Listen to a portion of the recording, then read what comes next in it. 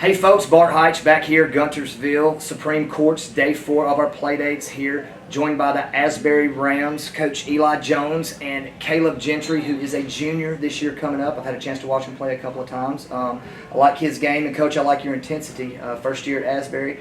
Tell us what the expectation was coming into Supreme Court's the last couple of days and how you've liked this playdate format. I really like the playdate format. I think my expectation going in is that our guys always give 100% effort. And that our attitude and response to obstacles and difficulties is always the same. One thing I always tell my guys is that we don't have time for frustration. We want to try and leave that off the court, and so I like to see how we're able to respond to playing bigger, tougher teams, or teams that we're really competitive with and right there with. So that's kind of one of my major expectations for this summer. So. Well, one thing I noticed is like you learn about body language. You're learning about playing the next play. I heard some of that a couple of days ago when I was here. And this guy, Caleb just played. He just played through. He is definitely on the all-hair team, by the way, at Supreme Courts for this week and last week for sure. I wish I had some of that, man. I might have to holler at you about it. But I watched him play, and shoots it, can rebound. Coach is trying to get him to guard multiple positions from what we hear. But you're going to step out on the perimeter. More so than you have now that Coach is here, because he sees obviously the same potential that I do. What are you doing to develop your game away from the basket now that you're moving in your junior year? Just trying to get quicker, obviously, because it's a pretty big thing. Just beat people off the first step and being able to guard people's quick first steps. You've got size though, and that's something a lot of guys don't have. And so as you get quicker, also don't lose that ability to slow down, man. Because like I've seen how he's got a high release, Coach, and that's what you were saying about like having to get him the ball more in positions to where he can be successful. What are you going to do to get him out on that perimeter after he does all these things that you're instilling him to do?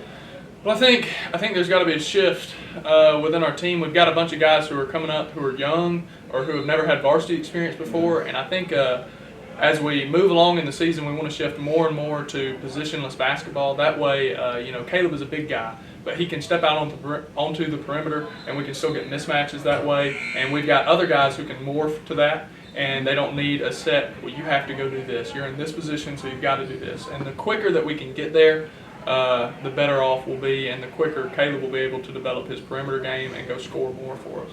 So. You mentioned the young, you got a couple of young point guards, a freshman point guard and a sophomore point guard. It'll be a new experience for them. How are you trying to get in their ear in the workouts, whether it's weight room, whether it's in practice? Coach is talking about you being that leader. What are some of those things that you're trying to do to make sure that your teammates are getting everything as y'all be able to stand in the next couple just to be comfortable, because if they're not comfortable, they'll turn it over a lot, and they don't have much varsity experience. So, the biggest thing is just going out there and not being scared.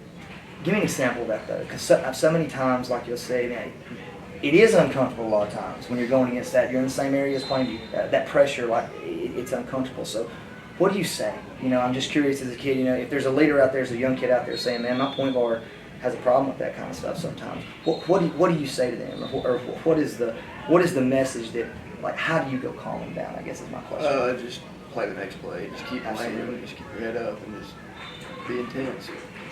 Playing the next play is something that's very important. Coach, you were mentioning that. What is the expectation, speaking of this difficult 3A area up in northeast Alabama? What can folks expect off Highway 75 this year from Asbury stepping into this new situation? Well, I think that they can expect the expectations of the kids to be the same. When Coach Bellum was here, he always expected everything that the kids had to offer, and expected 100% from every play, from every possession. And I think they can come to expect more of the same from this year, and that we're going to keep up the culture that's around Asbury right now, being a basketball place, basketball community, and continue to invest in this program as far as how the kids play and their upkeep, their energy, their response to difficult situations, and all of that kind of stuff.